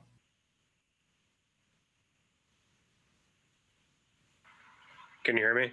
We can. I'd just like to tell my side of the story of what I witnessed the night that the Ventura Park rally turned riot. I live right on 117th Street, across the street from Ventura Park, and what I witnessed in the hours leading up to the rally and the subsequent riot declaration to follow was many folks walking by thanking me for allowing them to be in my neighborhood, and I thanked them for being there. Numbers grew in the park, and there was spoken word and song and reflection on the lives lost and the injustices served. People say it turned into a riot once the Molotov cocktails started flying, but I challenge you to review the footage and tell me that you can see the difference between throwing a Molotov cocktail at somebody and throwing a Molotov cocktail towards somebody. The protesters in the street who are tired of being pushed around by the PPB and the state troopers who also join in the fray were only trying to set a barrier. They were saying, if you're going to push us around, you're going to need to go through the fire. And the proof is in the pudding that they were throwing those fireballs short enough that they ignited one of their own. In terms of the gas being used, not only shouldn't they have been using it, but they were using it incorrectly. When you're forcing a crowd to retreat, yet you overthrow them with the gas and force them into the gas that you're intentionally pushing them back with, that's not the right way to do it. And then when the gas begins to enter the homes of the residents, myself included, I have a 6 months pregnant wife, a 16-month-old daughter, and a rescued dog, all scared as this was happening, literally right outside my house. And we're leaving. We are leaving Portland. That's it. Thank you. That was our last comment, so I'm going to go ahead and turn it over to Jen. Great, thank you so much, Zach. Next, we're going to hear from City Council members and Mayor Wheeler to see if they have any comments or anything to address what we've heard tonight. So I'll start with Mayor Wheeler. Great. Thank you, everybody, for your testimony tonight. I appreciate it. I took a lot of interesting notes. We heard some really good testimony on a couple of items that I definitely would like to follow up on. We heard comments about accessibility, and there were a number of positions that were offered up around accessibility, the digital equity coordinator and some other positions. That's interesting, and I want to poke around a little bit more on that. We did hear questions around the cannabis fund, and I want to be very clear that the council, both in the proposed budget and the adopted budget, did in fact support $1 million of the cannabis tax going towards restorative justice through the Office of Community and Civic Life. I'm going to follow up on the questions around Pioneer Square. That's something else that caught my attention. Obviously, we heard a tremendous amount tonight about policing, as we have on our other forums. That's going to be, I think, the core discussion that we're going to have going forward as a council and as a community. I think there's going to be many approaches related to improving and reforming policing in the community, and the budget process is a part of that overall conversation. But again, I just want to thank people for taking the time to show up, and I'll turn it over to my colleagues for any closing remarks they have. Commissioner Hardesty has her hand raised. Commissioner Hardesty. Thank you, Mayor. Thank you very much, Budget Committee Jerry, and the fabulous job on facilitation. I'm so pleased that Dr. Smith continues to go back to the resolutions that the City Council passed earlier this year, because I really do think those are the core values that we've articulated collectively. I want to start by saying I am so sorry to community members who are being harmed in our community.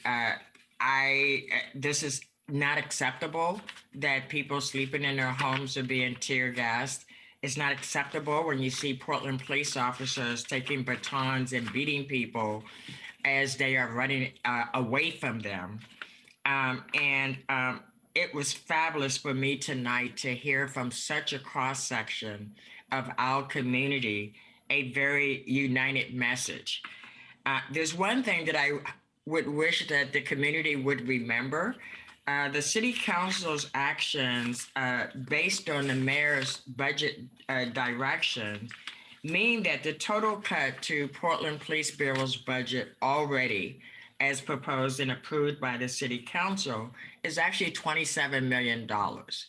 And so I just want to make sure people remember that number, because yes, 15 million was taken out of the budget in June, but the Police Bureau was already directed because of budget cuts across the board of 5.6%. We're already geared to take a $12 million cut. And so I just want to keep repeating that. The gentleman, Gerald, broke my heart when he talked about his 6-month-old pregnant wife and a scared pet, and a habit that we've seen play out on the street over and over, which is about declaring riots when a couple of people are involved in behavior that none of us would want them to be involved in. I have questions about the $78,000 for a 30% cost for the toilet as well. I have questions about that. But public restrooms are key. The last young man who spoke, and I apologize that I didn't take his name down, but that young man talked about how real affordable housing people can afford to live in, who are struggling in our community. He also talked about alcohol and drug treatment programs, and I hope he knows that he'll have the opportunity to vote on that in November. And he talked about education, and of course, education in COVID, I think, is a big problem that all of us continue to wrestle with. I'm grateful that people are remembering that a budget is, in fact, a moral document, and we have an obligation to do the best job we can based on the community values and the values of the City Council. And I'm really looking forward to continuing these community dialogues. And I want to encourage anyone who wants to continue the dialogue to go to rethinkportland.com and sign up for a lot of additional community meetings that are coming up, again, to help us inform both the fall bump and where we're headed as a city and as a community. And so thank you all for being here tonight. I'm very grateful that 50+ people took time out of their evening to show up and have their voice heard. So thank you. Thank you very much, Commissioner Hardesty. I can see that Commissioner Ryan now has a hand raised as well. Thank you, Jen. I've figured out how to raise my hand. Yeah, I want to thank what I wrote down are 33 people that testified tonight, and that's awesome that you took time out on your evening to do that. A beautiful evening at that. And I want to also thank the staff. You do such a great job of setting the table, the budget office, the equity office, and your facilitation. The themes that I wrote down that just kept coming up over and over again was, and I'll start with the, what was her name? Linda Craig, I think. You're a budget pro, and you reminded me of what my best budget processes have always been, which is to use your core values, to set your priorities, and then invest around those priorities. And it's not surprising to hear what those priorities are. The themes tonight of housing, mental health came up probably the most. And then there was a lot of people that mentioned parks and also education. You know what I'm going to think about probably overnight is the last person who testified. I don't think it's just because they were the last person, but that was really compelling. But I'm really sad to hear that you're going to leave Portland. There's a theme of people leaving Portland, and that's something that all of us on the city council want to prevent. This is a city for all, and we want to have a city where people feel safe, where they can be creative and innovative, and hear the spoken word as you were doing in the park prior to the violence, and that you felt from the police. And anyway, so I'm just bummed that you're leaving Portland, and I'll stop there. Thank you. Thank you very much, Commissioner Ryan. And next we'll hear from Commissioner Fritz. Thank you. I'm going to start by reading a statement from Dr. Markeisha Smith of the Office of Equity and Human Rights, who is my partner in a lot of this work. And she and I both say that, as has been said in previous spaces, our nation, our city is experiencing an unprecedented amount of trauma and grief. This is especially true for Black, Indigenous, and people of color. We have committed as a city to approach our work with equity at the center. Most recently, we see evidence of this commitment in the adoption of our city core values. The Office of Equity is positioned within the City of Portland to provide leadership, education, and guidance using an equity framework to impact policy, practice, and procedures that serve systemically oppressed communities. This enormous responsibility requires a commitment of resources. Our priorities today will shape the sustainability of the work now and in the future. It is imperative that the Office of Equity have the capacity to lead the equity work in the city. Support for this ask in the fall bump is a concrete way to show our commitment and priority. Additionally, the Office of Equity is supportive of the pressing needs of other bureaus, including but not limited to the Portland Police Bureau. So that's Dr. Smith's statement. I note that it was Mayor Wheeler who led the council in adoption of the core values and of the resiliency for COVID-19. A lot of the full bump adjustments are still related to COVID-19, which we are still in the middle of that pandemic. And so I honor Mayor Wheeler in his commitment and actually appreciate that he put me in charge of the Office of Equity and Human Rights a couple of years ago and partnered with me and with Commissioner Hardesty in hiring Commissioner Dr. Smith, who has really been foundational in our approach to both the COVID pandemic and to the racial justice movement in our city. This morning we had a training with the Western States Center regarding the community unrest and the approach, and it was noted that in every situation where from Serbia to Northern Ireland to South Africa, that conflicts were resolved by people working together and by listening to each other and being respectful of each other and finding common ground. I was frankly, I was so perturbed by the person who spliced together things that Mayor Wheeler has said to make him say to make it appear like he was saying other things. That was so distressing that to do that.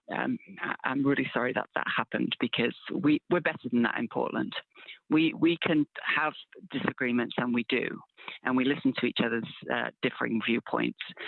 We don't need to invent things that aren't true and to have put words into people's mouths in an order that they literally didn't say. So I do want to speak to a few of the requests in the fall bump. The Pioneer Courthouse Square restroom, Commissioner Hardesty, it costs money for the attendant who is there. This is an all-gender restroom. If you haven't been there, I encourage you to do so. Before the attendant was there was a significant amount of both vandalism and drug use in the restroom, which is available to all Portlanders. It's the most used restroom in the city. So it's really important that the Square has the resources to be able to continue providing that service, which is so much more compassionate and indeed sanitary than a porta potty. It really is. I'm very proud of having worked with the Square board to have completely reorganized how the restrooms are provided there.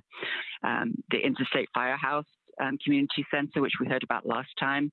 This is something that the mayor was willing to fund in the regular budget, but the request came in too late. And so I hope we are all agreed that that process needs to continue. The Open and Accountable, the Office of Equity and Human Rights has several requests that are needed, and which we heard in the big budget that money that has been cut from the police budget should be allocated to the Office of Equity and Human Rights, and so our request speaks to that. And we're also supporting the data analyst position in the Portland Police Bureau, although to their credit, they have also reallocated funding in training to provide a position that focuses on equity without any request for increased funding. And then finally, the addition to the Tribal Relations Program. I'm sorry, it's getting really late. The Tribal Relations Program in the Office of Government Relations. Laura John, our Tribal Relations Director, has done absolutely stellar work, and all of the bureaus are benefiting from that work, which needs to be magnified and continue. When we talk about Black, Indigenous, and people of color, Indigenous people also have been repressed and oppressed for centuries, and it's the least that we can do to start addressing that in very tangible, meaningful, and genuine ways. So those are some of my priorities for the budget, and I appreciate the fact that the council will still have disagreements and is able to have respectful discussions and come together for the good of the people of Portland, because I hope we agree that we are all looking out for the good of all of the communities of Portland. Yeah, thank you very much, all City Council members and Mayor Wheeler, for these thoughtful comments. Before we conclude, I just want to make sure that everyone knows what our next steps can be. Again, if you have any additional comments, you can go online to portlandoregon.gov/CBO and post your comments there. You can always email comments to citybudgetoffice@portlandoregon.gov. All of the comments are going to be provided to the City Council offices. There's also going to be a City Council work session on the fall budget monitoring process on October 20th. And at that time, public comments will not be heard, but during the fall bump ordinance, that's when the City Council will meet on October 28th, and testimony will be heard again at that time. So there will be still additional moments for us to continue to have comments. So I don't know, Mayor Wheeler, if you want to conclude our meeting tonight or make any other remarks before we conclude.